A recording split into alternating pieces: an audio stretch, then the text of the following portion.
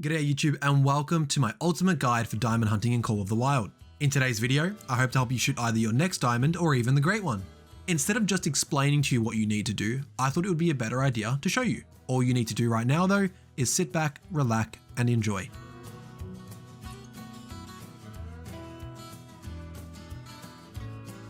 It might seem simple enough, but the first thing that you will want to do is to choose what animal you want to chase. I have chosen to look for either a diamond caribou or a diamond reindeer.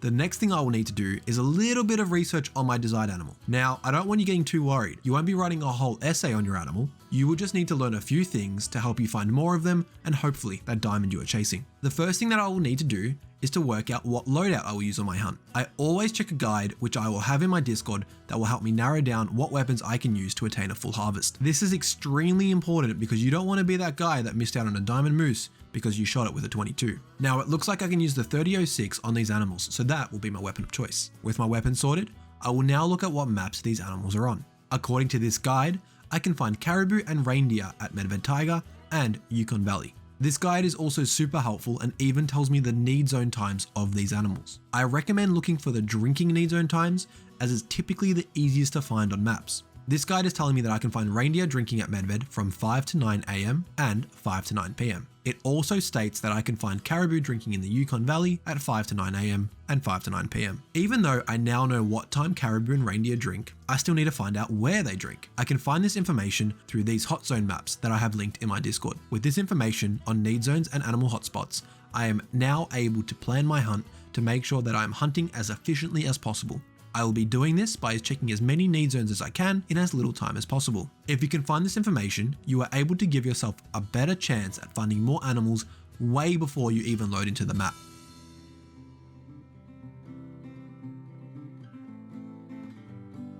So now I have boots on the ground in the Yukon Valley, and you might think that you'll see more animals the slower you go, right? Now I understand how that makes sense, but for me, I have a procedure in place that allows me to get to the need zones I want to be at quicker. Now animals spawn in at about 380 to 420 meters, or 415 to 460 yards.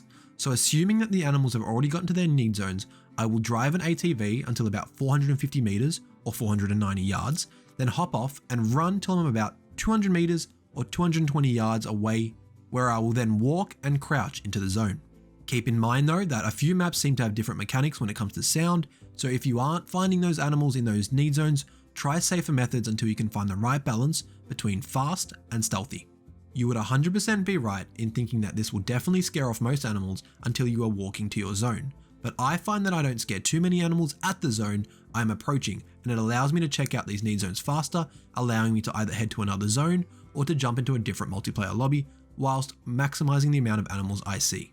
My philosophy is that when it comes to diamond hunting, the more animals you see, the better, so why not see them as fast as you can? Perfecting this skill should definitely help you see more animals and therefore increase your chances of spotting a diamond or that elusive great one.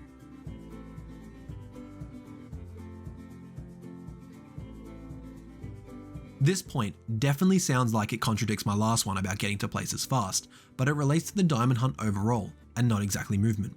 What I mean by this is that it could take you 100 hours or even more to see a diamond, and you shouldn't focus on the amount of time it takes you to find a diamond that you are after, but instead try to think of the other things that will be benefiting you as you hunt, like the amount of XP and the amount of money that you are generating. I also combat this burnout by either talking to a friend in a voice chat, having a podcast on, or even my favorite YouTuber on in the background. That way, it makes the hunt feel like less of a chore. Speaking of your favorite YouTuber, if you are enjoying this video and you want to see more, please consider liking and subscribing.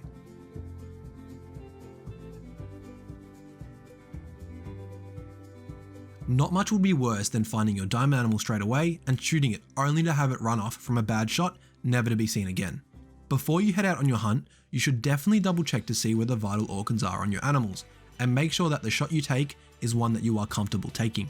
This could be just waiting an extra couple seconds for your animal to turn broadside so you can get a double lung, or just having the knowledge of where the heart lies in an animal so you are comfortable taking a front-on shot. If your diamond hunt is a long one, you have plenty of animals to practice your shots on, so I recommend taking up these good habits early so that you'll be ready when the time comes to shoot the animal that you have been waiting for. For reference, here is an image of a deer standing broadside.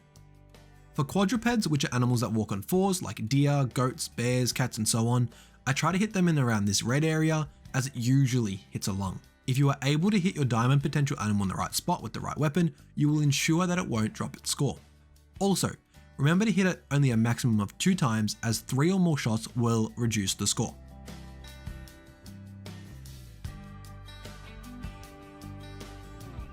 After you've become familiar with a generous amount of need zone locations for your animal, you can head into multiplayer to maximize the amount of animals you see. If you were to stick to single player, you would have to wait between 4 to 6 in-game days for them to respawn.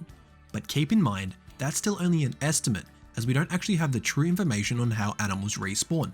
That won't be much of an issue, however, as you are able to just jump into a multiplayer game and look for these animals in the same spots only moments after you've cleared them from your own lakes. What makes this even easier is that you can now see what time each map is set to in the list of multiplayer games, which means that you can find the maps that will exactly match the need zone time that you are looking for. Keep in mind though, that when you join a multiplayer map, you shouldn't take more than 3 animals from a zone, as it will delete that zone for the host, and you don't want to be that guy.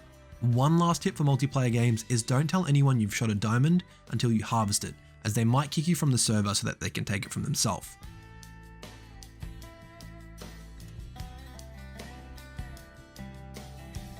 This guide has definitely helped me shoot quite a few diamonds, and hopefully it will do the same for you. If you make sure that you learn a few things about your desired diamond, it will greatly increase the amount of animals that you see and eventually help you mount that diamond up in your trophy lodge. Other than that, make sure that you're patient yet efficient and you are using multiplayer maps to your advantage. Good luck on your hunts, and I hope you have plenty of diamonds in your future. Hey, you. Thank you so much for checking out that video. I think you're really neat, and if you want to try to see my videos again, please consider hitting that sub button. It's free. Whatever you decide to do, I know you'll make the right decision. Also, you should check out this video of me being that guy who shot the diamond moose with a 22. Was it the worst mistake ever, or just really good content? You be the judge. Okay, love you, bye.